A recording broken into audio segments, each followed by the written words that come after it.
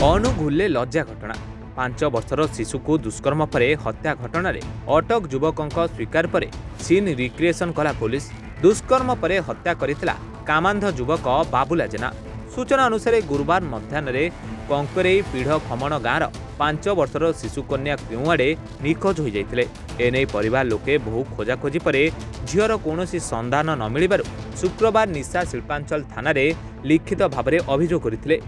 ଏନେଇ ପୋଲିସ ଏକ ମାମଲା ରୁଜୁ କରି ଏହାର ତଦନ୍ତ କରିଥିଲା। କିନ୍ତୁ ଗତ ଶନିବାର ଘରଠାରୁ ପାଖାପାଖି 100 ମିଟର ଦୂରରେ ଥିବା ମହୁଲ ଗଛ ମୂଳରେ ଶିଶୁ କନ୍ୟାଙ୍କ ମୃତଦେହ ରକ୍ତ ଜୁଡୁବୁଡୁ ଅବସ୍ଥାରେ ପଡ଼ିଥିବା ସ୍ଥାନୀୟ ଲୋକ ଦେଖିଥିଲେ।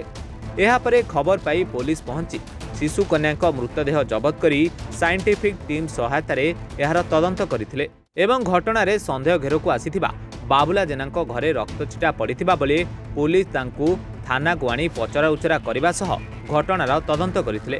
ତେବେ ଅଟକ ଥିବା ଜେରେଙ୍ଗ ଦେହୁରୀ ସାହିର ବାବୁଲା ଜେନା ଏହି ଅଭାବନୀୟ କାଣ୍ଡ କରିଛି ବୋଲି ସ୍ୱୀକାର କରିବା ସହ ପୋଲିସ ଦ୍ୱାରା ସମ୍ପୂର୍ଣ୍ଣ ଘଟଣାଟିକୁ ସିନ୍ ରିକ୍ରିଏସନ୍ କରାଯାଇଥିଲା। ଜଙ୍ଗଲରୁ ଥିଲା ଏଇଟା ଆମେ ଗୁରୁବାରଠୁ ଖୋଜିଲୁ ପାଇଲୁନି, ଆଉ କାଲି ବି ଖୋଜିଲୁ ପାଇଲୁନି, ଆଜି ସକାଳେ ପାଇଲୁ ଜଙ୍ଗଲ ଜାଗାରେ। ହଁ, ମୌଲପୁରରେ ପିଡ଼ କମଳ କଙ୍କରେଇରେ ରେପ୍ କେସ୍। ଆମେ ଚାହୁଁଛୁ ଉପରକୁ ଗୋଟେଇବା ପାଇଁ, ଆଉ ଯେମିତି ପାସି ହଉ ଅଭିଯୁକ୍ତ ତାପରେ କାର୍ଯ୍ୟାନୁଷ୍ଠାନ ନିଆଯାଉ। ଆଜ୍ଞା ତ ଦେଖନ୍ତୁ, ଏଇ ଯେଉଁ ଘଟଣାଟି, ଏଇ ଯେଉଁ ନ୍ୟୁଜ୍ଟି ବର୍ତ୍ତମାନ ଘୁରି ବୁଲୁଛି, ଅତ୍ୟନ୍ତ ହୃଦୟ ବିଦାରକ, ଘୃଣ୍ୟ ଏବଂ ଜଘନ୍ୟ କହିଲେ ଅତ୍ୟୁକ୍ତି ହେବ ନାହିଁ। ଆମେ ଗୋଟେ ସଭ୍ୟ ସମାଜରେ ଆଜି ବଞ୍ଚିଛେ ବୋଲି କାହିଁ ନିଜକୁ ଆମେ ଚିନ୍ତା ବି କରିପାରୁନେ, ଭାବି ବି ପାରୁନେ ଯେ ଆମେ ସଭ୍ୟ ସମାଜରେ ଅଛେ ବୋଲି। କାରଣ ଆମର ଏଇ ଯେଉଁ ଧର୍ଷିତା ଯେଉଁମାନେ ହେଉଛନ୍ତି ଛୋଟ ଛୋଟ ଛୁଆମାନେ, ଏଠି ନାରୀ ସୁରକ୍ଷା କଥା ଡିଣ୍ଡିମ ପିଟୁଥିବା ମୋହନ ଭାଇ ସରକାର ଏବଂ ନରେନ୍ଦ୍ର ମୋଦି ସରକାର ନାରୀ ସୁରକ୍ଷା, ନାରୀଙ୍କୁ ସୁଭଦ୍ରା ଦେଇଦେବୁ, ଇଏ କରିବୁ, ସେଥିପାଇଁ ସେମାନେ ବ୍ୟସ୍ତ। ନାରୀ ସୁରକ୍ଷା କେବଳ ତାହା କଥାରେ, କାର୍ଯ୍ୟରେ କାହିଁ 0% ଲାଗୁଛି। ଏହି ସରକାର 9 ମାସରେ ଆସିବା ପରେ କେଉଁଭଳି ଭାବରେ ନାରୀ ନିର୍ଯାତନା ଏବଂ ଶିଶୁ, ଛୋଟ ଛୋଟ ଶିଶୁମାନେ ଧର୍ଷିତା ହେଇ ମୃତ୍ୟୁବରଣ କରୁଛନ୍ତି ଏବଂ ଗର୍ଭବତୀ ହେଉଛନ୍ତି, ସେଟା ସମସ୍ତେ ଜାଣିଛନ୍ତି। କିନ୍ତୁ ଏ ସରକାର କରୁଛନ୍ତି କ'ଣ? ଏଟା ତ ପ୍ରଥମ ଘଟଣା ନୁହେଁ ନା।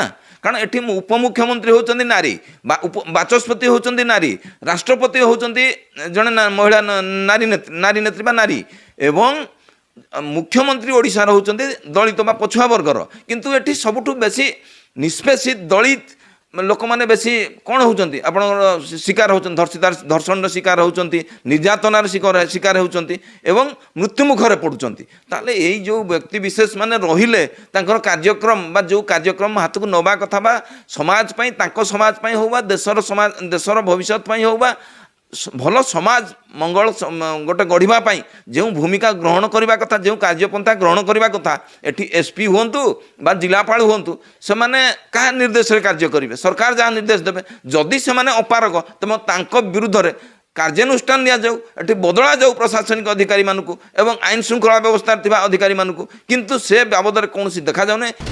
ଅନୁଗୁଳରୁ ସୁଧାକର ସାହୁଙ୍କ ରିପୋର୍ଟ, ରିପୋର୍ଟର୍ସ ଟୁଡେ।